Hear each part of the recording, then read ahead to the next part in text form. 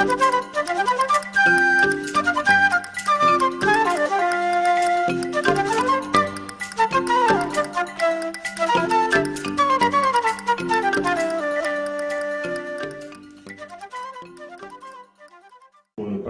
de ce premier panel qui concerne l'analyse de ce qui a pu se dire et s'écrire dans la presse nationale. Et je vais demander donc à Anthony Maragnès de nous rejoindre et qui a fait l'exercice difficile de lire à peu près tout ce qui s'est écrit. Ma consommation des médias s'est faite essentiellement par le biais du net. Donc cela va dans le sens un peu de l'analyse qu'a fait M. Jean-Denis tout à l'heure. Je suis peut-être de cette génération qui est plus sensible effectivement aux multimédias, au papier, mais en étant conscient également des avantages et des inconvénients que cela induisait. Par exemple, je n'ai eu que très peu d'exemplaires papier entre les mains, donc je n'ai pas pu apprécier le chemin de fer, la mise en page ou l'iconographie effectivement des magazines ou des journaux, ce qui me semble aussi important que la ligne éditoriale ou que le contenu des articles eux-mêmes. L'avantage, c'est qu'en consultant également le net, nous avons accès, plus qu'à de l'écrit, à du multimédia, donc à de la vidéo, à de l'audio, et également à cette interactivité que permettent les commentaires postés à la suite des articles. Donc pour essayer de voir la réaction que peut avoir l'opinion publique effectivement de ce conflit. J'ai décidé de me référer pour débuter cette présentation à l'analyse qui a été faite par Acrimed du conflit social, une analyse très poussée. Donc Acrimed, c'est Action Critique Média, est une association qui a été créée en 1995 en réponse aux partis pris supposés des grands médias dans le traitement des conflits sociaux et de l'accusation qui leur a été faite de neutraliser l'expression des acteurs de ces conflits sociaux. Donc Acrimed s'est érigé en observatoire des médias d'inspiration altermondialiste. Et la thèse qui est défendue donc, par cette association, par cet observatoire dans le cas de la Guadeloupe, est sans surprise. Je vais vous la lire. Il faut sans doute parler ici d'un véritable travail d'invisibilisation médiatique du conflit social, dont s'acquittent les journalistes, volontairement ou pas. Un travail dont les effets sont loin d'être négligeables, tant il est vrai que la force symbolique d'un mouvement social dépend en grande partie de sa capacité à rendre publiques les revendications qu'il porte, et à faire reconnaître sa légitimité. Ce n'est d'ailleurs pas la moindre des victoires remportées par cette mobilisation que d'avoir contraint les grands médias à s'y intéresser, ou du moins à en parler. Quels aspects, mais comment en ont-ils parlé? Quels aspects du mouvement de grève générale ont été sélectionnés et mis en avant par les journalistes? Pour Acrimed, la couverture réalisée par les grands journaux télévisés, donc de France 2 et de TF1, peut être analysée en trois temps, en trois phases. Cette analyse court sur la période, on dira, la plus dure du conflit, du 20 janvier au 21 février. La première phase qui va du 20 janvier au 1er février, où, sur un ton assez acide, dira-t-on, les auteurs de cet article qualifient la couverture de tourisme médiatique. C'est du journalisme de carte postale un peu gâché. Dans un second temps, d'une phase qui va du 2 février au 14 février, les infos, toujours selon Acrimed, sont raréfiées. C'est le syndrome du journalisme sans carburant. Et enfin, du 15 février au 21 février, on rentre dans une phase qui est celle du journalisme anti-émeute. Les auteurs concluent que TF1 et France 2 accordent plus d'importance aux préoccupations économiques, et en particulier au tourisme, à l'impact de la mobilisation sur le tourisme, et sur la vie pratique. Donc à la fois sur l'essence, sur l'école, sur la façon dont les ménages peuvent s'approvisionner au quotidien. Et regorge de stéréotypes sur les manifestants qui sont intimidants, sur les jeunes qui sont encagoulés, davantage aux causes du conflit, aux mobiles des grévistes et aux conditions de vie des Antillais.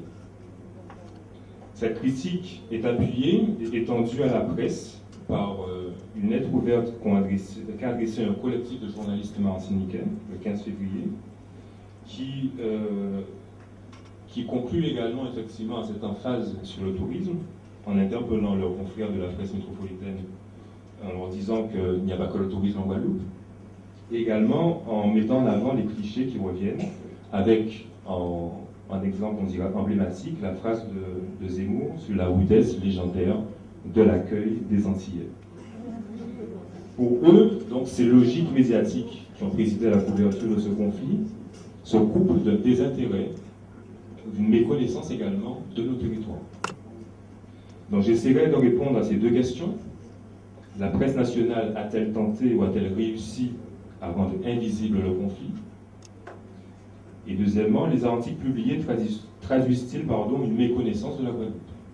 Pour ce faire, je procéderai à une analyse de contenu des principaux quotidiens et hebdomadaires nationaux et dans une moindre mesure de la presse internationale. L'on peut dire que cette lecture est partiellement vraie, notamment pour la dimension du journalisme anti-émeute. Dans la semaine qui a commencé le 16 février avec les barrages, on a senti un certain frémissement, un certain retour du journalisme sensationnel à la recherche du dernier scoop. Il y a une téléspectatrice du journal de France 3 qui m'a dit un peu indignée que François avait ouvert son journal du 18 février sur un premier mort en Guadeloupe, comme si c'était la fatalité qu'on attendait et qu'on s'attendait derrière en avoir d'autres. C'est que je pousse le trait peut-être un peu loin. Mais cela se vérifie également avec la couverture et le relais qu'ont accordé tous les médias nationaux à l'histoire du forcené de Lorisisk du 20 janvier, qui a priori n'avait pas de lien direct avec les événements que nous vivions. Plus important pour notre propos, le fait que beaucoup de médias se soient focalisés sur les conséquences économiques du conflit, et cela à des moments clés, parfois surprenants. Je prends deux exemples. Le journal du dimanche, dans son édition du 18 février, donc après la mort de Jacques Binot, parle du tourisme coulé, des touristes qui paniquent, et donc du tourisme qui ne pourra pas s'en remettre. De même, le 5 mars, donc le lendemain de la signature du protocole de suspension de conflit, Le Monde titre « La Guadeloupe au bord de la faillite », bien pour appuyer sur les conséquences économiques davantage que sur l'analyse du contenu de l'accord. Ces analyses traduisent à mon sens une certaine conception de la grève comme un fléau qu'il conviendrait de résoudre, de solutionner, de guérir très rapidement et qu'il convient de circonscrire. C'est un peu cette métaphore ou cette phrase qui est souvent revenue de la contagion à d'autres sociétés ou à d'autres économies. Pour ce faire, il me semble également que les journalistes sont usés de diversion. C'est en tout cas la lecture qu'en fait l'hebdomadaire Marianne, du sondage publié par Le Figaro du 26 février, dans lequel nous apprenions que 51% des Français étaient favorables à l'indépendance de la Guadeloupe. Donc on se demande quel est le lien direct, en tout cas, entre les événements que nous vivions et ce sondage. C'est également l'interprétation que j'en fais et que je soumets à votre appréciation des nombreux portraits d'Élie Domota qui ont fleuri à cette période. En portraits à la fois élogieux ou critiques. On a pu lire par exemple dans le Nouvel Observateur qu'il était le président de la Guadeloupe, dans l'Express qu'il était la voix de la révolte, dans le Figaro qu'il était l'homme qui veut mettre le feu à la Guadeloupe, et dans le journal suisse Le Temps qu'il était le meneur créole. Il est important de signaler que la plupart de ces portraits ont été publiés le 19 février.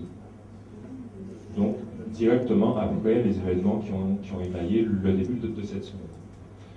À mon sens, ce biais également à lire dans les techniques d'investigation. Le recours plus souvent à la reprise de dépêches, au micro-trottoir, qu'à des enquêtes plus approfondies. Cela dit, avec le temps, nous avons vu apparaître davantage d'articles analytiques et moins d'analyses factuelles, ou d'articles factuels, pardon. Cela se traduit par le fait que tous les journaux aient constitué des chronologies sur leur site qui permettent de situer effectivement l'événement de la durée et constituer des dossiers thématiques. Alors ces dossiers s'appellent Ras-le-bol des Dômes pour l'Express ou la crise antillaise pour la Croix. Et cela nous amène également à nous interroger sur les efforts qu'ont consentis les journalistes à essayer de nommer le conflit. D'abord en traduisant le sigle LKP, le collectif contre l'exploitation outrancière, qui est devenu pour certains médias le collectif contre la vie chère, et essayer de caractériser le conflit lui-même. Alors certes, le terme qui a été le plus utilisé est celui de grève générale, mais également des termes plus génériques de conflit social ou de mobilisation sociale. L'Express s'est même risqué à parler de révolution dans son édition du 13 février.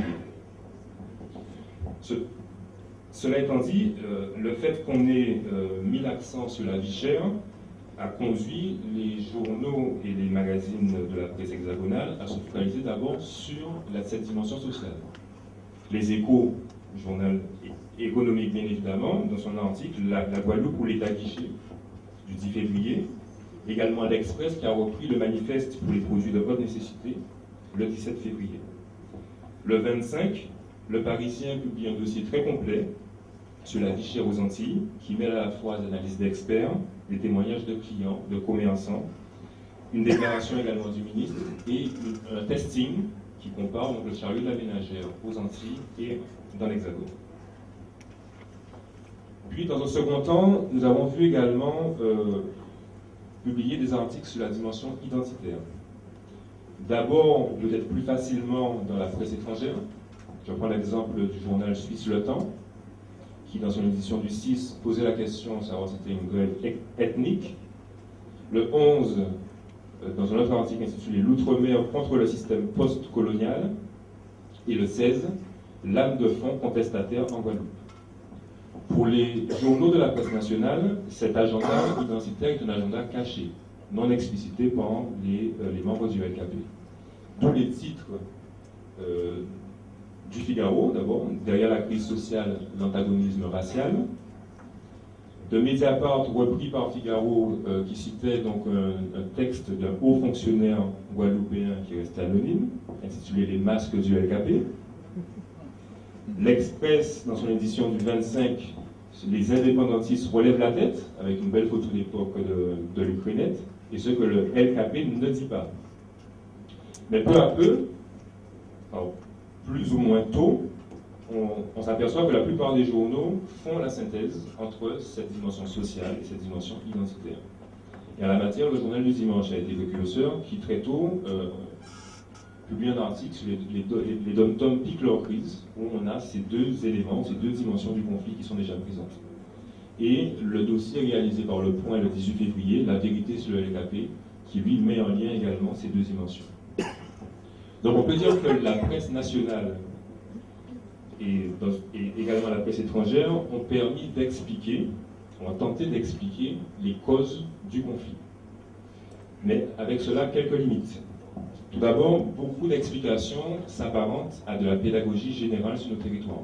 Ce qui est compréhensible, on dirait, pour la presse étrangère qui a besoin de nous situer, de nous identifier avant d'aborder le cœur du conflit, mais peut-être moins pour la presse nationale qui est censée, ma foi, nous connaître un peu mieux. Et j'en veux pour preuve un article publié dans l'Express très tard, le 26 février, qui s'intitule L'écume des Caraïbes, qui est une analyse rapide, une analyse géopolitique rapide de la Guadeloupe dans son environnement géographique. Et là encore, pour laquelle on ne voit pas de lien direct avec les événements que nous vivions. Le second point, la seconde limite, c'est que l'analyse des causes est souvent limitée aux revendications phares du LKP, aux 200 €, à la baisse des prix des produits de première nécessité ou à la baisse des prix de l'essence. Il n'y a que l'humanité qui a repris, alors pas de façon exhaustive, mais qui a pu lister un certain nombre de points différents qui étaient présents dans les accords conclus, sur l'eau, sur les loyers, sur le transport. Et enfin, troisième limite, c'est que l'analyse des causes a été plus fouillée, dira-t-on, que l'analyse des conséquences, qui, nous l'avons vu, se limite aux conséquences économiques directes, mais également aux conséquences politiques. Alors, les difficultés du président de la République et de son gouvernement, la marginalisation, mais également les opportunités qui sont offertes aux élus locaux face à la pression de la rue. Il y a un article du Point du 26 février qui parle du socialiste guadeloupéen qui est politisé par l'Élysée. Et également aux problématiques liées à l'évolution institutionnelle, comme par exemple sur l'utilité du secrétariat d'État à l'outre-mer, et aux conséquences statutaires, bien évidemment, des États généraux et la question du statut qui est reposé. Donc voilà un peu pour la première partie. Sur la seconde question qui est posée, à savoir sur la méconnaissance, sur le désintérêt et sur la méconnaissance de nos sociétés, il est vrai que l'arrivée tardive des envoyés spéciaux semble accréditer cette thèse d'un certain désintérêt pour ce qui se passe dans l'outre-mer. Il y a une autre thèse qui est également avancée par Acrimed, qui est celle de l'absorption par les journalistes de l'agenda des chefs politiques. en soulignant que les envoyés spéciaux ont été missionnés ici en Guadeloupe à l'arrivée donc du ministre Gigot, et pas avant. Alors dans le petit inventaire que j'ai pu faire, les premiers articles d'envoyés spéciaux du Figaro datent donc de cette première semaine de février, du Monde également.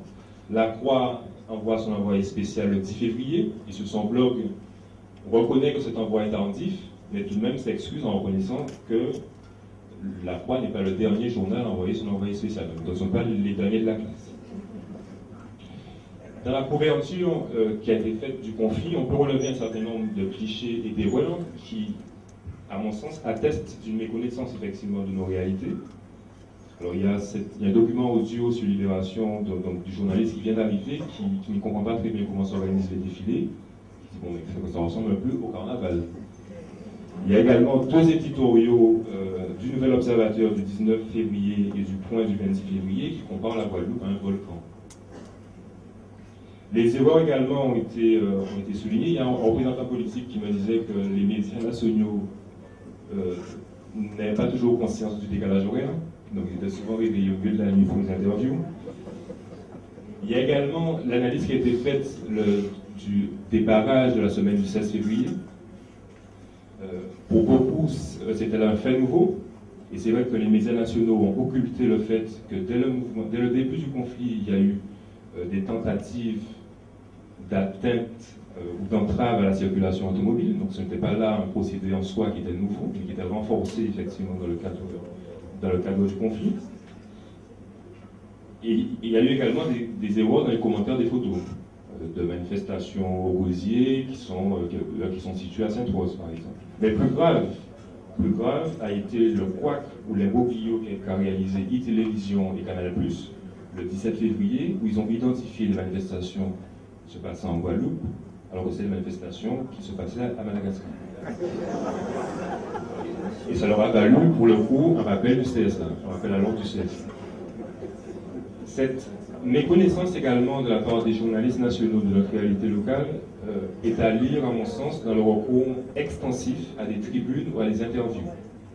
Parce qu'effectivement, ce n'est pas là une technique qui est originale en soi, mais le fait qu'ils aient multiplié les avis d'experts et les interviews montre qu'effectivement, qu'ils cherchaient des personnes ressources pour pouvoir leur expliquer la réalité. Alors, ces personnes ressources ont été vite identifiées, dira-t-on. On a vu par exemple M. Romana courir les plateaux de télévision parisiens, Mme Nelly Schmitt pour le rapport à l'esclavage, Mme Braflan-Trobon en tant qu'experte des relations sociales, M. Mérillon en tant que politologue. Plus surprenant au niveau de la presse internationale, des journalistes britanniques, eux, ont trouvé comme personne ressource Malek Mouti, pour parler de notre situation. Donc, l'on peut dire que les médias nationaux ont découvert notre monde académique, dira-t-on, en même temps qu'ils ont découvert notre réalité politique, économique et sociale, mais également ils ont découvert notre monde médiatique.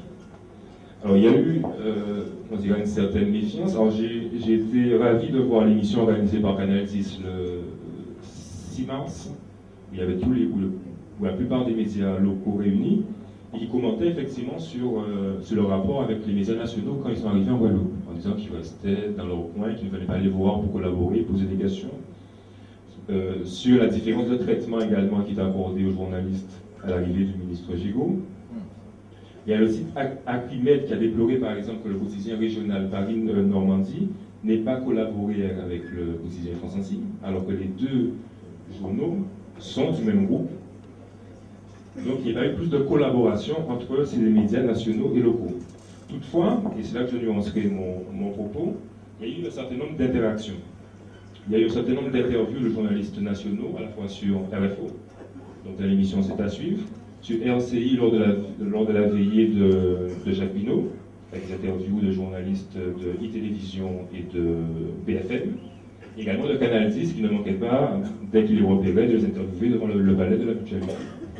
À l'inverse, on peut dire que cette observation mutuelle s'est produite de la perspective des médias nationaux. Il y a un article du Monde du 23 février qui titre « La crise en Guadeloupe met les médias de l'île sous tension » et qui analysait donc les soubresauts qu'il y avait à RCI et le séjour de Mme Ouassé et de M. Rodriguez au commissariat.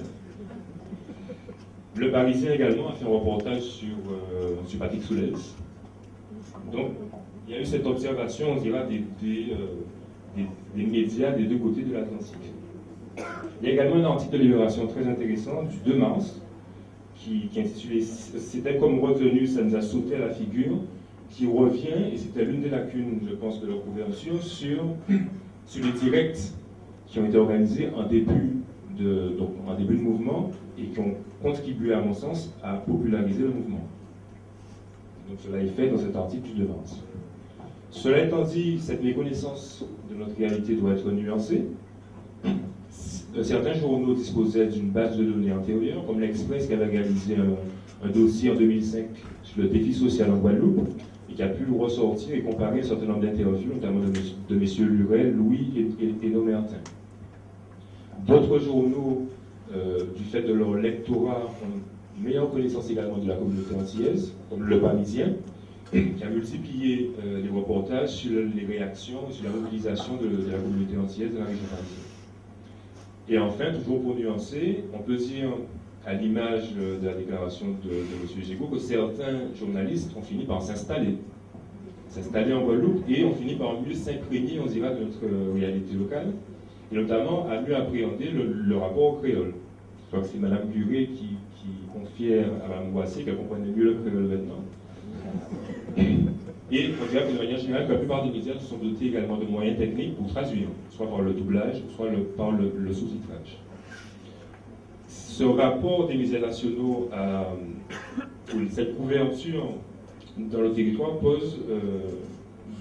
cette couverture de ce conflit, pose la question de l'incidence pour les couvertures futures de nos territoires dans la presse nationale. On peut supposer qu'à la faveur de ce conflit, que ces médias se sont constitués d'une base de données, un réseau d'informations qu'ils pourront réutiliser lors de la prochaine grève du RKP. On peut également supposer, ou souhaiter qu'ils se dotent de correspondants permanents en ligne, ou qu'ils développent les collaborations avec les médias locaux. Et en ce sens, en fin de conflit, nous avons eu une configuration un peu hybride, où il y avait des articles signés de Colette Borda, dans Le Monde par exemple, un journaliste de Radio Guadeloupe, mais édités par des journalistes du Monde. Donc voilà, en guise de conclusion,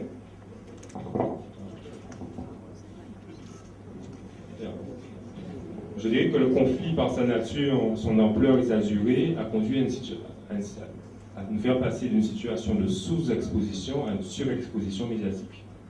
Cette surexposition ne conduit pas nécessairement à une plus grande visibilité du conflit social.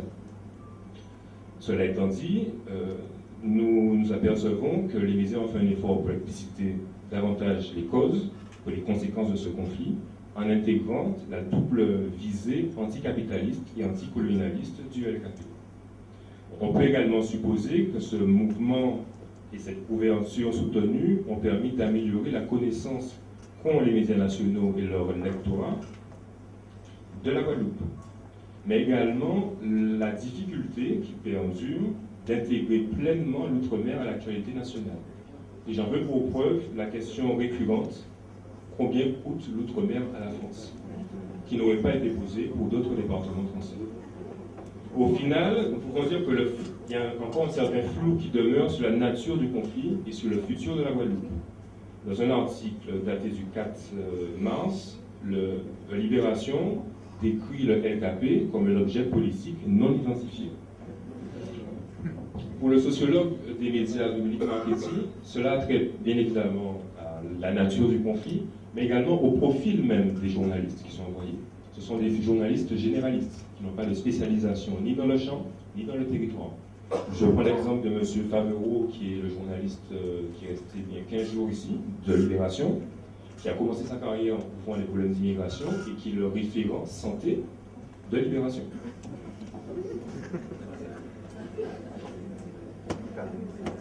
La même analyse peut être faite également de Mme Buré, qui, elle, est chargée du suivi des relations avec l'Élysée pour le Monde.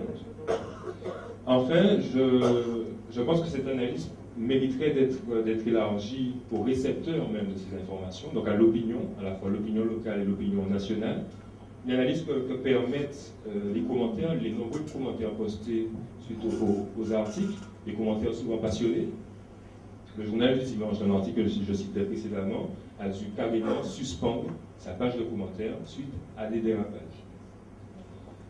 Il y a également le Nouvel Observateur qui a choisi de croiser effectivement ces approches en opposant ou en soulignant le fossé qui s'était créé, qui existait peut-être déjà au préalable, entre l'opinion locale et l'opinion nationale sur ces questions.